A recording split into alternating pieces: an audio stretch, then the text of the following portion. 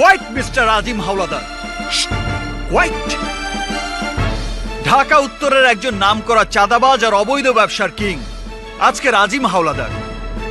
রংপুরে গফুর মিয়ার 5 সন্তানের 3 নম্বর ছেলে আপনি।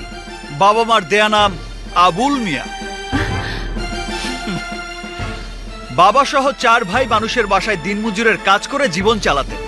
আর আপনি লেখাপড়ায় ভালো ছিলেন বলে এলাকার মানুষের সহায়তায় এসএসসি পাশের পর ঢাকা এসে কলেজে ভর্তি হন। কিছুদিন না যেতেই হয়ে যান কিলার। আর সেই সুবাদে বিভিন্ন জায়গা থেকে চাঁদা তুলে আর মাদকের ব্যবসার সাথে জড়িয়ে রাতারাতি হয়ে যান অনেক টাকার মালিক। আর আজকের আজিম হাওলাদার, যার বর্তমান স্থাবর অস্থাবর সম্পত্তির মূল্য মাত্র 123 কোটি টাকা। নয়ন, আবে চুপ! যা কই খাড়ায় খাড়ায় শোনেন। নো মোর টক। আপনার 7 পুরুষের সৌভাগ্য যে এই নয়ন সওদাগর আপনার মেয়েকে পছন্দ করেছে। না হলে আপনার মতো একটা ছোট লোকের মেয়েকে তার জীবন সঙ্গিনী করার কথা ভুলেও ভাবত না। সামান্য ক টাকার মালিক হয়েছেন, তাতেই মাটিতে পা পড়ে না।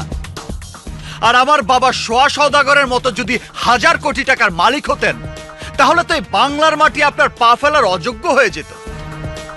এই নয়ন সওদাগর আপনার মতো কোটিপতি দিনে 3 বার কিনে 3 বার গাবতলির হাটে বিক্রি করতে পারে। ছাল নাই কুত্তার আবার বাঘা না। আমার বাবা কাফনের কাপড় আর কফিন বিক্রি করে কেন জানেন? প্রতিদিন যেন মৃত্যুর কথা মনে পড়ে, আর টাকার অহংকারে মানুষ থেকে আপনাদের মতো অমানুষ যেন না হয়ে যায়। জীবনে অনেক মানুষের ক্ষতি করেছেন, এবার ভালো হয়ে যায়। এই, তোর কাছে শিখতে হবে নাকি আমি কি করব আর না করব? মনিকাকে আমি মেরে ফেলবো, তবু তোর সাথে বিয়ে দেবো না। এই আজিম হাওলাদার, কারো বাপের ক্ষমতা নেই আমার মনির গায়ে একটা ফুলের টোকা দেয়।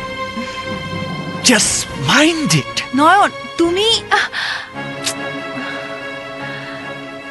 মনি, তোমার বিন্দুমাত্র কষ্ট হলে আমি সব ধ্বংস করে ফেলবো। আমি আমার জীবনে কোনো কিছুই চাইনি, একমাত্র তোমাকেই চেয়েছি, শুধু তোমাকে। আর আমার সেই চাওয়ায় কেউ বাধা হয়ে দাঁড়াবে আর আমি তাকে ছেড়ে দেব? ইম্পসিবল। সে যেই হোক, তোমার বাবা হলেও না।